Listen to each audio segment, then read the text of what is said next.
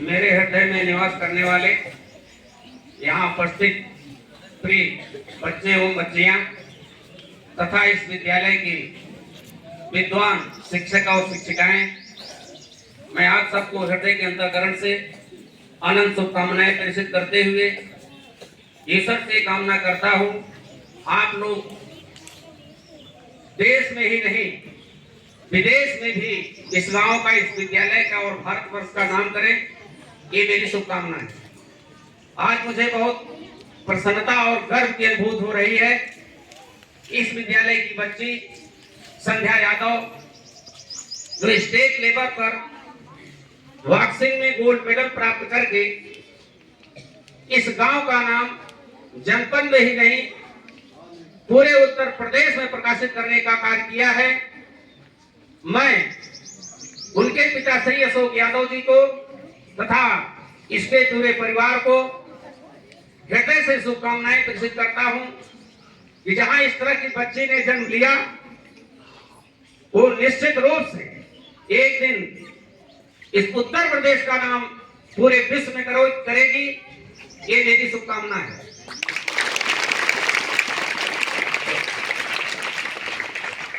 मुझे गर्व है जो हमारे विद्यालय में पढ़ती है और अशोक जी बहुत भाग्यशाली हैं जिनके यहाँ इस तरह की पुत्री ने जन्म लिया है।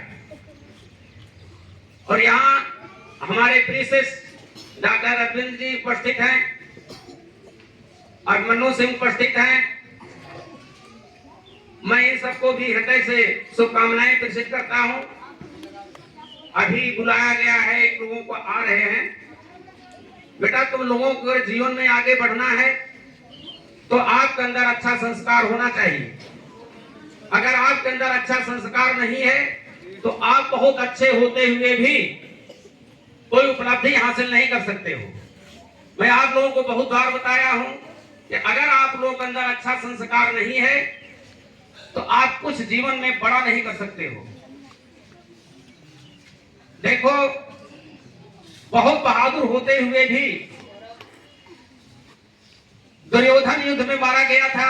रावण तो इतना प्रतापी राजा था, पवन और बादल उसके यहाँ दरबार करते थे, लेकिन वो भी क्यों मारा गया? केवल अभिमान के कारण और बड़ों का सम्मान न करने के कारण। यदि आप लोग जीवन में कुछ बड़ा अर्जित करना चाहते हो तो आपको बड़ों से आशीर्वाद लेना पड़ेगा।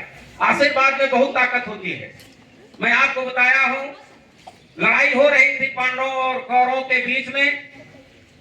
पांडव लोग प्रतिदिन जाते थे, भीष्म पितामह और गुरु द्रोणाचार्य का चरण स्पर्श करते थे, जबकि वो लोग उनके खिलाफ लड़ रहे थे।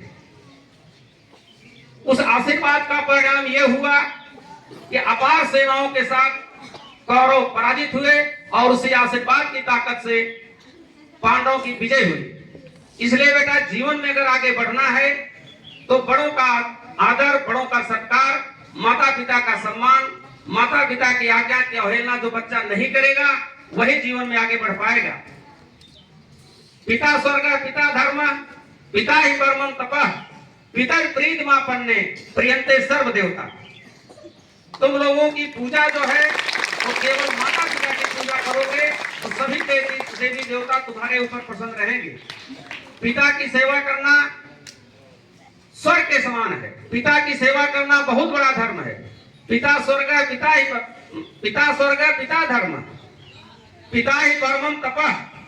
पिता की सेवा करना बहुत बड़ी तपस्या के समान है। पितर प्रीतिमापन्ने, अगर पिता प्रसन्न है तो आपके ऊपर सभी देवता प्रसन्न होंगे और आपको इच्छित लक्ष्य प्राप्त होगा। जो तुम चाहोगे वह सब प्राप्त हो सकता है। ऐसा नहीं है कि माता का स्थान पिता से कम है। माता का स्थान जो होता है पिता से बहुत ऊंचा है। पितुरप्यधिका माता, पितुरप्यधिका माता, पिता से भी बढ़कर के माता का स्थान है। गर्भ धारण पोषणा, गर्भ में धारण करके पोषण करने के कारण पिता का स्थान उतना ऊंचा नहीं है जितना ऊंचा मां का स्थान होता है। जननी जन्मभूमि से स्वर्गादग् जननी जन्मभूमि, माता का स्थान जो है और जन्मभूमि का स्थान जो है स्वर्ग से भी इसका स्थान ऊंचा है। बेटा अगर तुम लोग आगे जीवन में कुछ बड़ा करना चाहते हो तो निश्चित रूप से आपको बड़ों का सम्मान करना होगा, बड़ों का आशीर्वाद लेना होगा। माता पिता के चरण प्रतिदिन सुबह स्पर्श करो और उनकी आत्मा से जो शुभकामना निकलेगी वह निश्चित रूप से फलीभूत होगी, उसमें कोई शक नहीं है।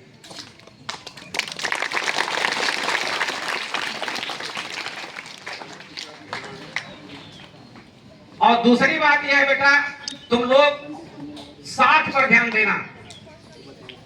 जीवन में अगर आगे बढ़ना है तो बड़ों का सम्मान करते हुए आप अच्छे लोगों का साथ कीजिए।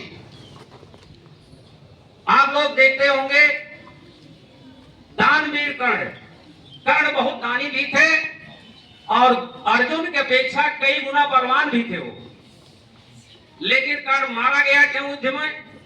केवल खराब संगत के कारण, क्योंकि दुर्योधन अभिमानी व्यक्ति से उन्होंने साथ कर लिया, इसलिए वो मारे गए।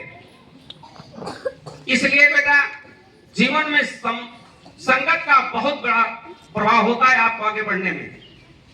तो जैसे ही जो संगत करेगा उसी तरह से उसको प्रगति होगी। सुदामा दलित होते हुए भी, सुदामा बहुत गरीब आदमी थे, लेकिन एक लोक के मालिक वो भी बन गए थे। कारण केवल था अच्छी संगत। अच्छी संगत तुम लोग जीवन में जरूर करना। अगर खराब संगत करोगे तो निश्चित रूप से तुम खराब रास्ते पर जाओगे। बस कुसंग चाहत कुशल, बस कुसंग चाहत कुशल, यह रहीम जी सोच, महिमा घटी समुद्र की, रावण बसा परोस। यानी समुद्र के किनारे रावण न बसा होता, हाथ जोड़ करके खड़ा न होना पड़ता और उसका अपमान न होता। इसलिए अगर जीवन में आप कुछ बड़ा करना चाहते हो तो बड़ी संगत करो, अच्छे बच्चों के साथ रहो, खराब बच्चों से दूर रहो। आप लोगों का जीवन इस समय इस तरह से है, आप लोग ऐसे रास्ते पर खड़े हैं कि केवल बेटा 3-4 साल मेहनत कर दो, जो चाहोगे वो हासिल होगा, इसमें कोई डाउट नहीं है। 3-4 साल तुम बहुत कर रहे हैं। किसी भी लक्ष्य के लिए तो वर्ष का समय बहुत ज्यादा होता है। आप लोग अभी से परिश्रम करो। निश्चित रूप से जितने बच्चे बच्चियां यहाँ बैठी हैं वो सब IAS बन सकते हैं, सब डॉक्टर बन सकते हैं, सब जो चाहे वो बन सकते हैं। अभी इस बच्ची ने, संध्या ने, मेरे विद्यालय का नहीं बल्कि इसने जनपद का नाम किया है। आप जिस क्षेत्र में जाइए वहां नंबर 1 पर रहिए। अगर पढ़ने में है यहाँ नंबर 1 पर रहिए, अगर आप खेल रहे हैं वहां भी नंबर 1 पर रहिए। किसी भी क्षेत्र में रहें वहां नंबर 1 पर रहने की कोशिश करो। एक बच्ची जो है आज जिस क्षेत्र में निकली है, बॉक्सिंग के क्षेत्र में, इसने नंबर 1 पर आकर के पूरे खानदान, परिवार, विद्यालय, गांव और जनपद का नाम रोशन किया है। इसे फिर से हम हृदय के अंतःकरण से अनंत शुभकामनाएं प्रेषित करता हूं, इसके उज्जवल भविष्य की कामना करता हूं। अभी बात चल रही थी एक टॉपिक संगत पर। लोहा काला होता है, लोहा काला होता है, लेकिन उसको 1 घंटे के लिए आग के साथ कर दो, आग के साथ वो लाल हो जाएगा। तो संगत का वो असर होता है। फिर तुम लोग संगत का असर देखते हो। सुदामा दलित होते हुए भी बहुत महान बने केवल संगत के कारण। इतना महान व्यक्ति कर्ण मारा गया केवल खराब संगत के कारण। इसलिए बेटा जीवन में अगर आगे बढ़ना है तुम लोगों को तो सदैव बड़ों का सम्मान करो, माता पिता का आशीर्वाद लो। तुम लोगों के लिए दादा दादी, चाचा चाची, माता पिता यही असली देवता है। अगर ये तुमसे पसंद रहते हैं और दिल से तुम्हें शुभकामना प्रेषित करते हैं तो निश्चित रूप से तुम अपने लक्ष्य को हासिल करोगे, उसमें कोई संदेह नहीं है। जाती रही भावना जैसी, प्रभु मुहूर्त देखी दिन तैसी। जिसकी जैसे विचार होते हैं, जिसकी जैसी भावनाएं होती हैं, वो निश्चित रूप से उस तरह का लक्ष्य हासिल करता है, उसमें कोई संदेह नहीं है। एक बार जैसे समय से बहुत बच्चे अब तो जानते होंगे सचिन तेंदुलकर को। सचिन तेंदुलकर एक बार शतक लगाए।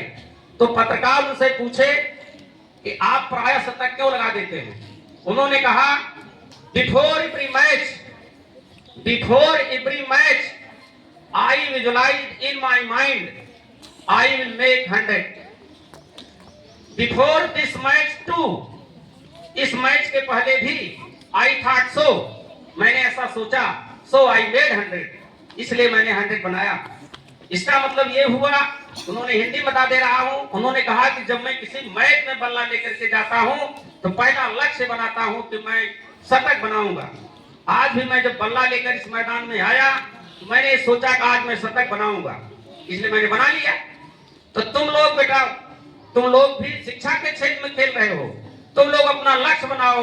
मैं डॉक्टर, इंजीनियर या किसी भी क्षेत्र में जाऊंगा, नंबर 2 पर नहीं रहूंगा, नंबर 1 पर रहूंगा, निश्चित रूप से प्राप्त होगा।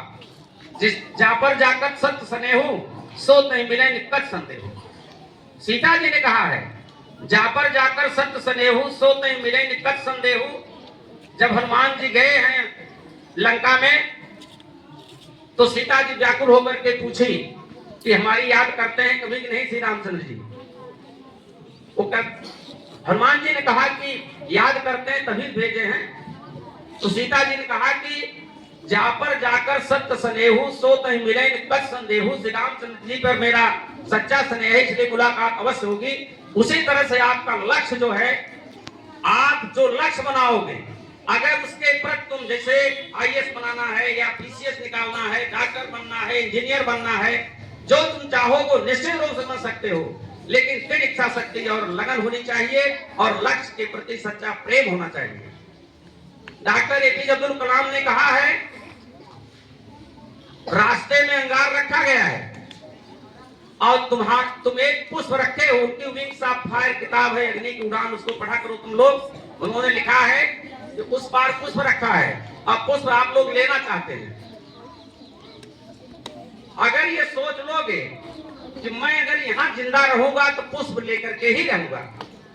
उन्होंने लिखा है कि जब आपका इरादा अटल होगा, जब आप अपना पैर आग पर रखेंगे तो निश्चित रूप से आग ठंडी हो जाएगी। वो दम होता है लक्ष्य में। आपका अगर इरादा अटल है, ऐसा कोई लक्ष्य नहीं है जो तुम हासिल न कर सको। देखो, सबसे बड़ा स्थान किसको दिया गया है? गुरु को। गुरु ब्रह्मा गुरु विष्णु गुरु देवे महेश्वर गुरु साक्षात परब्रह्म श्री गुरुवे नमः। तो गुरु का स्थान बहुत ऊंचा है, ईश्वर का स्थान बहुत ऊंचा है। लेकिन क्या इसमें से कोई बच्चा या बच्चियों में बता सकता है गुरु और ईश्वर से भी किसका स्थान ऊंचा है? हाथ उठाओ, बोलो। और कोई? ठीक, बोलो। हाँ, ठीक। माता पिता का स्थान बहुत ऊंचा है, वो तो है ही। देखो, इरादा अटल है, इरादा अटल है तो मंजिल मिलेगी। इरादा अटल है तो मंजिल मिलेगी। रूठे गुरु चाहे रूठे विधाता, तो कौन सबसे बड़ा हुआ? इरादा, दृढ़ इच्छा शक्ति। अगर आपके अंदर दृढ़ इच्छा शक्ति है तो मैं दावे के साथ कहता हूं ऐसा कोई लक्ष्य नहीं है जिसे तुम हासिल न कर सको। बहुत अच्छा। और जिसका इंतजार था आप राहुल गौतम, वास्तव में कल इनको हम बहुत आशीर्वाद और बहुत प्यार दे रहे हैं कि उन्होंने इस तरह पुत्री पैदा किया। इरादा ये था कि कल कार्यक्रम हो, कुछ लोगों को बुलाए हम, विशेष व्यक्तियों को बुलाएं। थोड़ा सा पंकज को भी बुलाने की सोच रहे थे, लेकिन पंकज ने कहा सर थोड़ा सा टाइम कम हमारे पास है मेले की वजह से। ये लोग कहें सर करवा दीजिए, फिर किसी कार्यक्रम में बच्चे को बड़े पैमाने पर पुरस्कृत किया जाएगा। एसपी कहते तो आ जाते हैं, तो वो तो कहते हैं कि आप कोई कार्यक्रम हो तो उनको बुलाया करिए। तो आज ये हुआ कि ताजी बात है, बच्ची को आज पुरस्कृत कर लिया जाए। इन्होंने इतिहास रचा है इस बच्ची ने। मैं इसके परिवार को, इसकी माता को, इसके पिता को फिर से आशीर्वाद देता हूं और राहुल जी आपको भी हृदय अंतःकरण से शुभकामनाएं देता हूं कि आप अनवरत अपने मिशन में आगे बढ़ें और एक दिन सूर्य की तरह से आपका भी प्रकाश, आपके चैनल का प्रकाश चारों तरफ फैले। इन्हीं शुभकामनाओं के साथ पुनः सभी प्रिय बच्चे और हमारे विद्यालय के विद्वान शिक्षक और शिक्षिकाओं को हृदय से पुनः शुभकामना प्रेषित करता हूं और अपनी बात को यही समाप्त करता हूं।